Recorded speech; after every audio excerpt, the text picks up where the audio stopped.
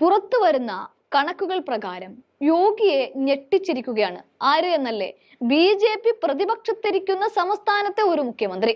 സത്യത്തിൽ യോഗിയെ സംബന്ധിച്ചും ബി സംബന്ധിച്ചും ഇതൊരു കുറച്ചിൽ തന്നെയാണ്. കാരണം രാജ്യം ഭരിക്കുന്ന പാർട്ടിയുടെ കരുത്തനായ മുഖ്യമന്ത്രി എന്ന് മോദി പോലും എപ്പോഴും പാടിപ്പുകഴ്ത്തുന്ന യോഗിക്ക് മുൻപിലേക്കാണ് നവീൻ പട്നായിക് എന്ന ഒറീസ മുഖ്യമന്ത്രി എത്തുന്നത്. അതും ഒറീസയെ സംബന്ധിച്ച് 147 നിയമസഭാ സീറ്റുകളിൽ ആകെ 23 സീറ്റുകളിൽ മാത്രം നേടി പ്രതിപക്ഷത്തിരിക്കുന്ന സംസ്ഥാനം കൂടിയാണ് ഒറീസ. ആരാണ് പ്രതിപക്ഷത്തിരിക്കുന്നതെന്ന് ചോദിച്ചാൽ ബി ആണ്. ഇവിടെ 112 സീറ്റുകൾ നേടി അധികാരത്തിലെത്തിയത് ബിജു ജനതാദൾ ആണ്. അതിന്റെ നേതാവ് കൂടിയാണ് നവീൻ പട്നായിക്. ഈ നവീൻ പട്നായിക്കിന് മുമ്പിലാണ് യോഗി തോറ്റുപോയതും രണ്ടാമനായതും.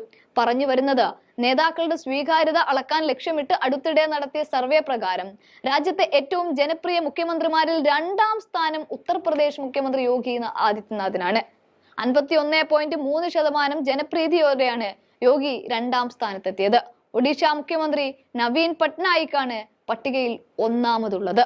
52.7% ജനസമ്മതിയാണ് അദ്ദേഹത്തിനുള്ളത്. അസം മുഖ്യമന്ത്രി ഹിമന്ത ബിശ്വ ശർമ്മ 3ാം സ്ഥാനത്തും ഗുജറാത്ത് മുഖ്യമന്ത്രി ഭൂപേന്ദ്ര പട്ടേൽ 4ാം സ്ഥാനത്തുമാണ് ഉള്ളത്. 48.6% ഹിമന്ത ബിശ്വ ശർമ്മയ്ക്ക് ലഭിച്ചത്. 2021 മെയ് മാസത്തിലാണ് അദ്ദേഹം അസമിന്റെ 15ാമത് മുഖ്യമന്ത്രിയായി അധികാരമേറ്റത്. 42.6% ജനപ്രീതിയാണ് ഭൂപേന്ദ്ര പട്ടേലിനുള്ളത്. ത്രിപുര മുഖ്യമന്ത്രി ഡോക്ടർ മാണി സാഹയ്ക്കാണ് 5ാം സ്ഥാനം. 41.4% ജനപ്രീതിയുള്ള സാഹ 2016 ബി.ജെ.പിയിൽ ചേർന്നതും 2022 മെയ് മാസത്തിൽ അദ്ദേഹം 2ാം തവണ ത്രിപുരയുടെ മുഖ്യമന്ത്രിയായി സ്ഥാനവുമേറ്റു. എന്നാൽ അതേസമയം യു.പി എന്നത് മോദിക്ക് പാർലമെന്റിലേക്ക് എത്താനുള്ള എളുപ്പ വഴി കൂടിയാണെന്നിരിക്കെ ഇത്തവണ 80-ൽ 72 സീറ്റും എൻ.ഡി.എ മുന്നണി കൊണ്ടുപോകുമെന്നും ഇന്ത്യ മുന്നണിക്ക് ആകെ 8 സീറ്റുകൾ മാത്രമേ കിട്ടൂ എന്നൊക്കെയുള്ള സർവേ ഫലങ്ങൾ പുറത്തു വരുമ്പോൾ തന്നെയാണ് യോഗിയുടെ ഡിമാൻഡ് കുറയുന്ന സർവേ റിപ്പോർട്ടുകളും പുറത്തെത്തുന്നത്.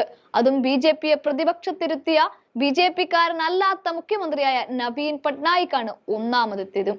സത്യത്തിൽ ബി.ജെ.പിക്ക് ഇതൊരു കുറച്ചില്ലെന്നതിനപ്പുറത്ത് പടിവാതിൽക്കൽ തെരഞ്ഞെടുപ്പ് എത്തി നിൽക്കുമ്പോൾ കിട്ടുന്ന ഒരു അടി കൂടിയാണ് എന്ന് പറയാം.